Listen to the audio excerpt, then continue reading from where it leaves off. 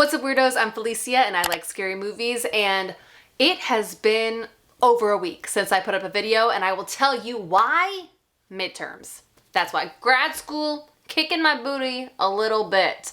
But I'm on spring break right now, so I finally had a chance to catch up on some horror movies, and now I'm having a chance to film them so we can talk about them, and I'm so excited. So, today we're talking about Violation. This is a movie that just came to Shudder. I do want to give a quick warning before we jump in that this movie does have sexual violence in it, and I'm going to be talking about that in my review today. So if you don't want to see that, feel free to click away and I'll see you in the next one. But if not, Violation, baby. 2021! This movie is about a troubled woman on the edge of divorce who returns home to her younger sister after years apart.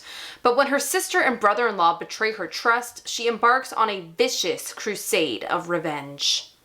This movie was written and directed by Dusty Mancinelli and Madeline Sims Fewer. Madeline also stars in the movie as well. And it seems like they have teamed up on a few projects, mostly shorts in the past, but they always seem to be working on this idea of revenge. Now, as you might have already guessed, this is a rape revenge film, and I will say right off the bat, it is dark, it is brutal, it is sad, there's no happy ending. It is just a really intense rape revenge thriller. Now, this movie does a few things differently for me that I thought was really impactful and told their story really well. We sort of have two couples here. So we have our main character of Miriam and her husband Caleb, and they're like kind of on the edge of divorce. And then we have Miriam's sister Greta and her husband Dylan. And so what is different about this movie immediately in terms of rape revenge is this is not about a woman that gets assaulted by someone she doesn't know, or a stranger,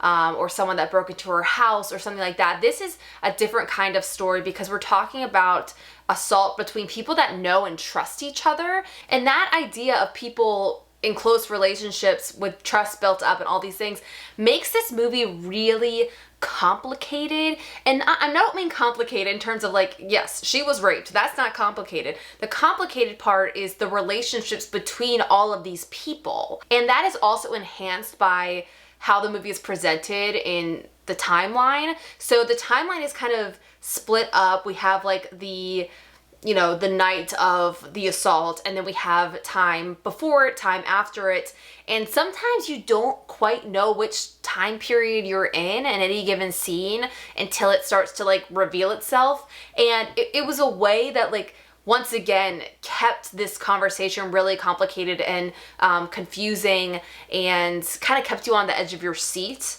that I thought was really good. Now, this movie played at the TIFF Film Festival in 2020, and I watched, there's a YouTube Q&A that is really great. But something an interviewer asked about that I thought was just so smart was, in this movie, the idea that when you have trauma and then you get revenge for that trauma, it perpetuates more trauma. And I thought that was such a smart approach for this movie, because typically with rape revenge thrillers, we see trauma and then the revenge is the catharsis. But what if it's not? Like, what if the person suffers even more from getting that revenge that they're seeking? And in this movie, I will say, I mean, the revenge is brutal, it is slow, it is painful.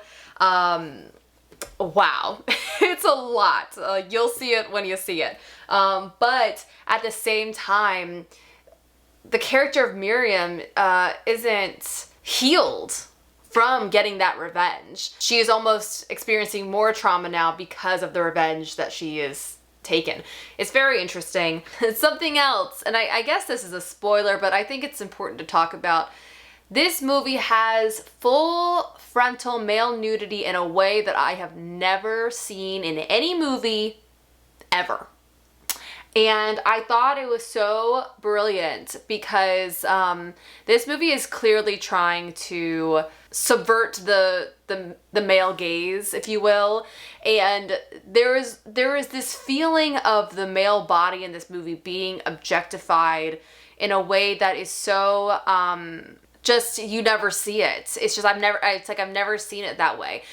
There's like a little bit of that in Midsummer. Do you guys remember when the boyfriend is like running through the field naked and he's so vulnerable because he's running through the field naked. But we see women do that in horror movies all the time. And so to see a naked, vulnerable male body on screen, I think is really impactful and kind of shocking, you know? So there's that. And then the last thing about this movie I want to talk about is there's a lot of like kind of epic, almost trippy nature shots going on that feel sort of, trippy is like the best word I can think of, but there's a lot of shots of like bugs and trees and all of it feels like it's kind of flowing in and out of each other, and I don't even quite know what all the symbolism for it means. There's wolves in this movie, but there's something about the way they filmed the nature in this movie that I think is just really cool and just looks really good. So I liked that as well. Oh,